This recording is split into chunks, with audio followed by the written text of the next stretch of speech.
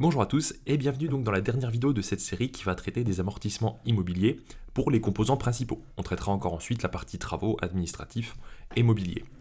Donc aujourd'hui on va parler des aménagements intérieurs. Alors l'aménagement intérieur, en fait, pour faire simple, ça comprend à peu près tout ce qui se trouve à l'intérieur de votre logement, c'est-à-dire le sol, enfin parquet ou sous-couche, le placo, la peinture, votre cuisine équipée, votre cabine de douche, voilà, en fait, ça va être vraiment tout ce qui va être présent à l'intérieur d'un appartement. Je suis en train de réfléchir s'il y a d'autres choses, mais globalement, c'est à peu près les gros postes, on va dire, principaux.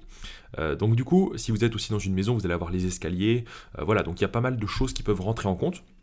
Et donc du coup, en fait, ce composant aménagement intérieur, on voit bien que là, on arrive quasiment au bout, puisque initialement, on avait du coup 67,25% pour ce qu'on a rentré pour l'instant. Donc là, en fait, on va un peu jouer sur le composant aménagement intérieur et éventuellement le composant gros œuvre pour du coup faire arriver à 100% et avoir une répartition qui est cohérente.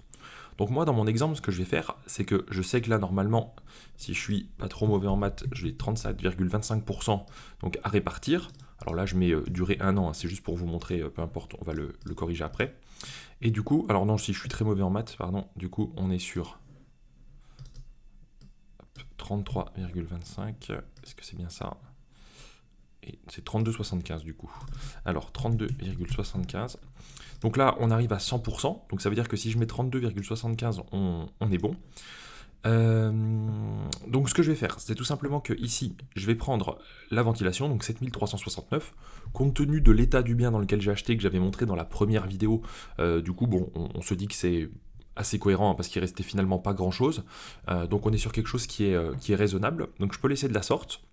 Et si par exemple j'avais une valeur terrain qui était plus forte, bon, j'aurais pu avoir du coup on va dire un gros œuf que j'aurais pu réduire un petit peu et puis augmenter un petit peu mon aménagement intérieur. C'est un peu sur ces deux postes là où voilà, on va jouer le plus puisque toiture on a une méthode cohérente pour le calculer. Étanchéité, bon, on essaie de calculer à peu près à l'euro près, donc voilà, là on a une répartition en tout cas qui est juste. Donc en termes de durée d'amortissement, donc moi, l'appartement que j'ai acheté, c'était vraiment un truc qui était hyper archaïque, ultra vieillot. Bien évidemment, si vous achetez quelque chose qui est neuf, l'administration fiscale nous dit que c'est en moyenne 15 ans pour l'aménagement intérieur. Alors, on sait que la peinture, par exemple, a plutôt une durée de vie, on va dire, de 10-15 ans avant de vieillir. On sait qu'un carrelage va plutôt avoir une durée de vie de 30 à 40 ans, alors qu'un parquet, par exemple PVC, va plutôt être sur 10-15 ans. Donc il faut aussi adapter en fait aux matériaux qui composent votre logement. Donc là, pour le coup, moi je vais mettre une durée très courte, hein, puisque j'achetais un appartement qui était inhabitable, totalement vétuste et archaïque. Donc je vais mettre 3 ans, parce que on va dire que les murs tenaient en place, mais c'est à peu près tout. Par contre, si vous achetez sur une maison qui est neuve, peut-être partez plutôt sur 20 ans pour de l'aménagement intérieur. Voilà, donc là si je fais ça, on arrive donc avec 2456 par an sur 3 ans. Donc là, en partant du principe, donc pour mon appartement que j'ai acheté vraiment à bas prix dans un mauvais état, on arrive, alors j'ai 1 euro de trop, je vais le modifier juste ici, 7368, voilà. Comme ça, on arrive pile à 100% et puis le bon chiffre. Et donc du coup, j'arrive sur 3059 euros par an d'amortissement pour les, à minima, 3 prochaines années.